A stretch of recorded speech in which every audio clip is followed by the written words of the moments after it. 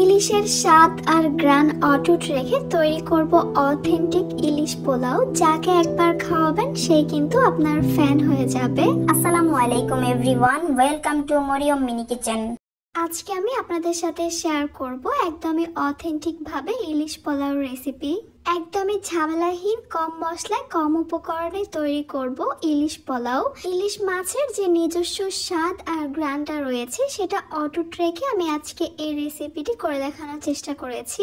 আশা করছি আমার আজকের এই ইলিশ পোলাও রেসিপিটি আপনাদের খুবই ভালো লাগবে আর কাজেও আসবে। মাছটাকে ম্যারিনেট করার জন্য প্রথমে আমি একটা মিক্সিং বোলে নিয়ে নিচ্ছি 2 টেবিল চামচ পানি ঝরানো টক দই, 1 টেবিল চামচ নিয়ে নিচ্ছি পেঁয়াজ বাটা, 2 চা চামচ দিয়ে দিচ্ছি রসুন বাটা, দিয়ে দিচ্ছি 2 চা চামচ আদা বাটা, লবণ দিয়ে দিচ্ছি 1/2 চা চামচ, লাল মরিচের গুঁড়া দিয়ে দিচ্ছি 2 চা চামচ, ধনিয়া গুঁড়া দিয়ে দিচ্ছি 1/2 চা চামচ, দিয়ে দিচ্ছি 1/2 চা চামচ গরম মশলা গুঁড়া, জিরা গুঁড়া দিয়ে দিচ্ছি 1 চা চামচ।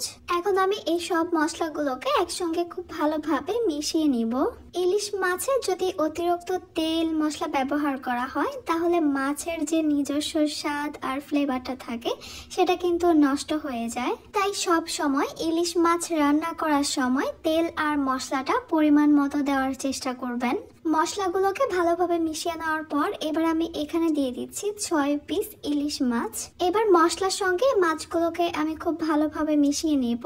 আর এই কাজটা হাত দিয়ে করার চেষ্টা করবেন, এতে করে মশলার সঙ্গে মাছটা খুব ভালোভাবে মিশতে পারবে। মাছগুলো ভালোভাবে মশলার সঙ্গে মেখে নেওয়া হয়ে গেলে এগুলোকে আমি 10 মিনিটের জন্য একটা সাইডে রেখে দিব। এর মধ্যে আমি বাকি কাজগুলো করে নিব। এখানে আমি নিয়ে নিচ্ছি 2 কাপ চিনি গুঁড়া পোলাওর চাল। আপনারা চাইলে এখানে বাসমতি চালও নিতে পারেন। এবার এই চালগুলোকে আমি 2 থেকে 3 বার ভালোভাবে পানি পরিবর্তন করে ধুয়ে নিব। ভালোভাবে ধুয়ে পরিষ্কার করে নেওয়া চালগুলোকে আমি একটা স্ট্রেনারে রেখে দিব পানিটা ভালোভাবে ঝরে যাওয়ার জন্য। এবার একটা প্যানে নিয়ে নিচ্ছি আমি 1/2 কাপ তেল। তেলটা ভালোভাবে গরম হয়ে আসলে এখানে আমি দিয়ে দিব 1 কাপ পেঁয়াজ কুচি। চুলার হিটটাকে হাই মিডিয়ামের মাঝামাঝি রেখে অনবরত নেড়ে চেড়ে পেঁয়াজগুলোকে বেরেস্তা করে নিব। বাসায় যদি আলাদাভাবে পেঁয়াজ বেরেস্তা করা থাকে তাহলে আর এভাবে করার দরকার নেই, ওটাই আপনারা ব্যবহার করতে পারবেন। আমার এখানে পেঁয়াজ বেরেস্তাটা হয়ে গেছে, আমি একটা ছাঁকনিতে করে তেল ঝরিয়ে তুলে নিচ্ছি। এরপর একই তেলে আমি দিয়ে দিচ্ছি আরো 1 কাপ পেঁয়াজ কুচি। এই পেঁয়াজগুলোকে আমি লালচে বা ব্রাউন করব না, আমি অনবরত নেড়ে চেড়ে পেঁয়াজগুলোকে একটু সফট করে নিব। পেঁয়াজগুলো যখন নরম হয়ে যাবে তখন আমি ম্যারিনেট করে রাখা মাছের টুকরোগুলো এখানে একে একে দিয়ে দিব। বাটিতে যে এক্সট্রা মশলার মিশ্রণগুলো থাকবে সেগুলো কিন্তু এখানে দিয়ে দিতে হবে। মাছগুলো দিয়ে দেওয়ার পর একবার হালকা হাতে আমি এগুলোকে একটু নেড়ে চেড়ে দিচ্ছি। চুলার হিটটাকে আমি একদমই লোতে করে দিয়েছি, এতে করে মশলাগুলো পড়ে যাওয়ার আর কোনো ভয় থাকবে না। এবার একটা ঢাকনা দিয়ে ঢেকে এই মাছগুলোকে রান্না করব আমি 5 মিনিটের জন্য। 5 মিনিট ঢেকে রান্না করার পর এবার আমি ঢাকনাটা সরিয়ে মাছগুলোকে একটু সাবধানে উল্টিয়ে দিব। সাবধানে মাছগুলোকে উল্টিয়ে দেওয়ার পর এবার আমি এখানে কয়েকটা কাঁচামরিচ দিয়ে দিচ্ছি আস্ত। ঝালটা বের হবে না, শুধুমাত্র ফ্লেভারের জন্য দিয়েছি। আবারও ঢাকনা দিয়ে মাছগুলোকে এই পাশ থেকে রান্না করব 3 মিনিটের জন্য। অনেক সময় ইলিশ মাছ ওভারকুক হয়ে যাওয়ার জন্যও কিন্তু মাছের যে নিজস্ব স্বাদ আর গ্রান রয়েছে সেটা নষ্ট হয়ে যায়। রান্না করা মাছগুলোকে এবার আমি এই মশলাগুলো থেকে আলাদা করে তুলে নিচ্ছি। একটা একটা করে এই মাছের পিসগুলোকে আমি একটা আলাদা প্লেটে তুলে নিব। এবার এই তেল মশলাটার মধ্যেই কিন্তু আমরা পোলাওর চালটাকে ভেজে নিব। ধুয়ে পরিষ্কার করে রাখা পানি ঝরানো চালটা এবার আমি এখানে দিয়ে দিচ্ছি। চুলার হিটটাকে মিডিয়ামে রেখে এবার এই চালগুলোকে আমি কিছু সময়ের জন্য ভেজে নিব। আর এই সময়টার মধ্যে কিন্তু অনবরত নাড়তে থাকতে হবে, তা না হলে কিন্তু নিচ থেকে লেগে যেতে পারে। এবার আমি এখানে কিছু গোটা মশলা অ্যাড করব। প্রথমে দিয়ে দিচ্ছি 5 থেকে 6টা লবঙ্গ, এরপর দিয়ে দিচ্ছি 5 থেকে 6টা এলাচ, 2টা তেজপাতাকে ছোট করে কেটে দিয়ে দিচ্ছি।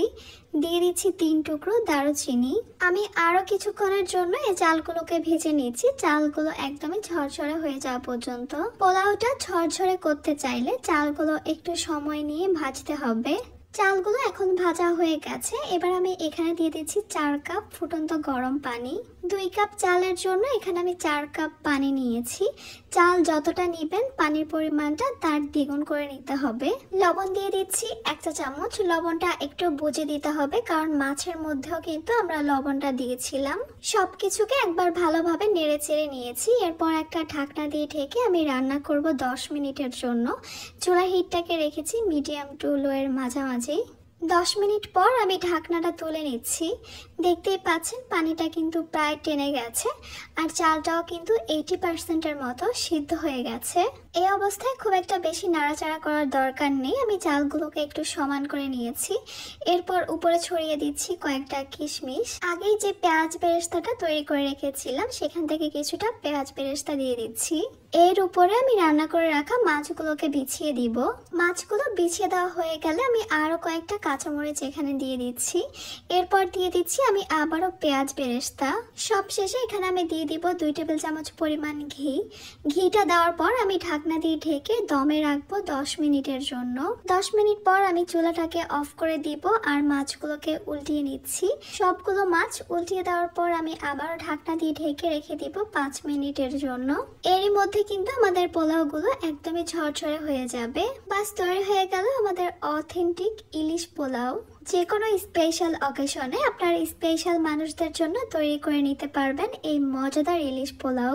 আমি একদমই সহজভাবে পারফেক্ট ইলিশ পোলাও তৈরি করার চেষ্টা করেছি। আশা করছি আমার আজকের রেসিপি আপনাদের কাছে খুবই ভালো লেগেছে আর সহজও লেগেছে। তাহলে আজকে এ পর্যন্তই। সবাই অনেক বেশি ভালো থাকবেন, সুস্থ থাকবেন। আল্লাহ হাফেজ।